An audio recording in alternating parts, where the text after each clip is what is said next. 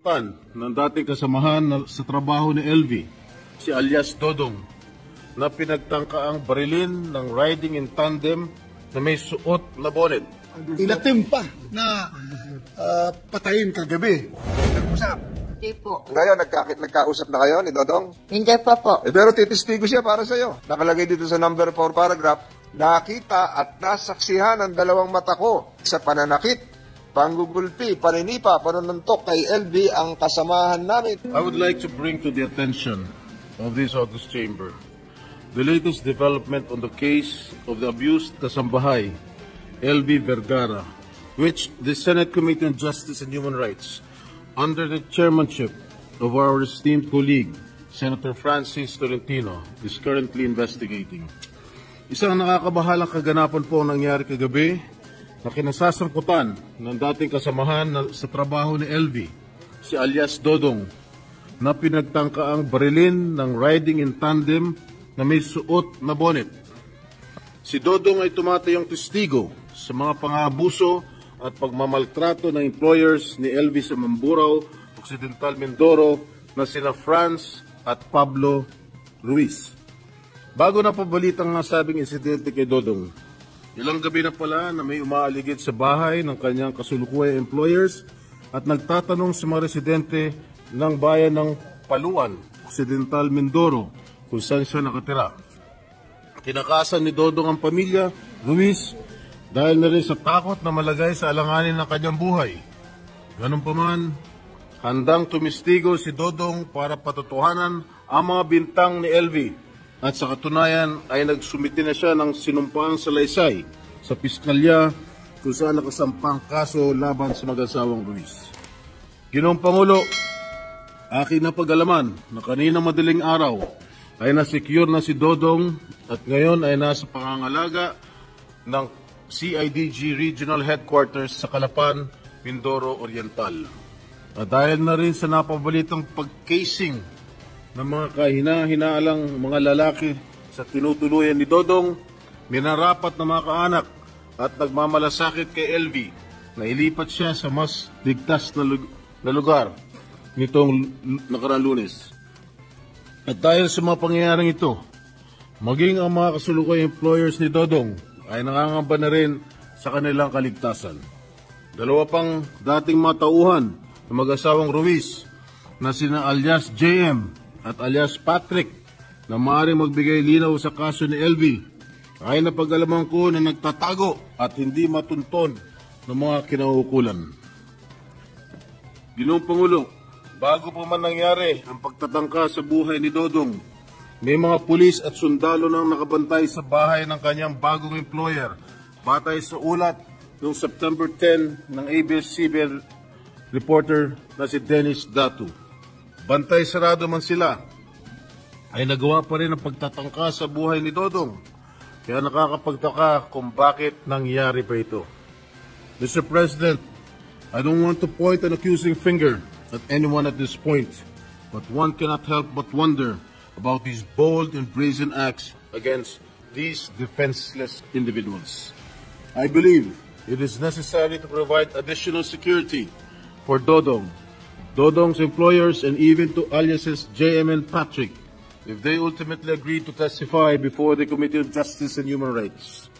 Criminal charges of serious physical injuries, illegal detention, and violation of Republic Act No. 10361 or the Batas Kasambahay were already filed against Vergara's employers before the office of the city prosecutor in Batangas City. Mukhang pader na may tuturong ang binabangga ni LV, Dodong, JM at Patrick.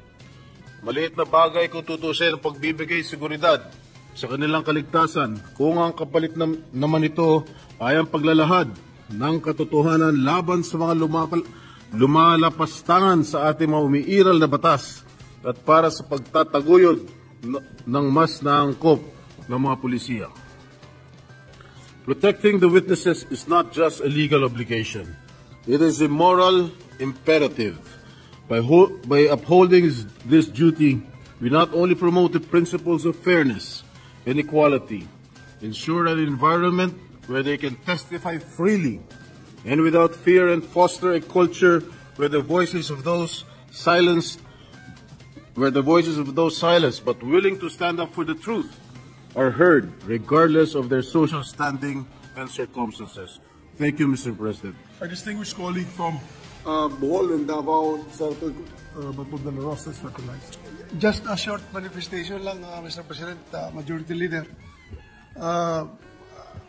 I wish to associate myself with the privileged speech being delivered by our good colleague, Senator from San Juan.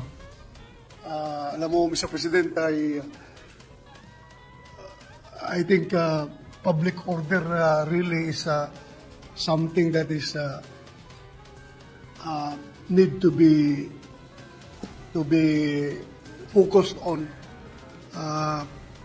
sa ibang lugar ng Pilipinas. Hindi naman lahat, Mr. President, pero ito ngayon, you can just imagine the sequence of events.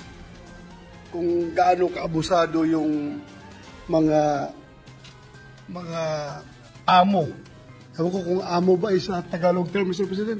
Amo, yes. Is a Visayan term for us. Amo din. Amo. Yes. Yung amo nung katulong na binulag, if you were able to hear the testimonies that were delivered during the committee hearing of Senator Tolentino, grabe, sobra-sobra yung pang-abuso. Tapos ngayon, nakasecure tayo ng isang witness na makatulong para mapanagot ang may sala. Ngayon, yung witness na isang trabahante rin nila, ay ngayon ay inatim pa na patayin kagabi. It was not really an attempt, but it was a frustrated murder ang nangyari kagabi.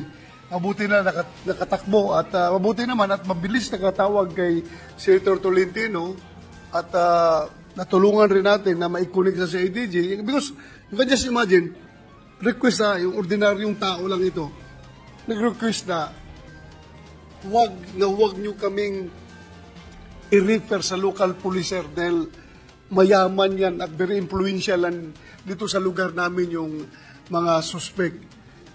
Please, sa CIDG nyo kami ipa-refer.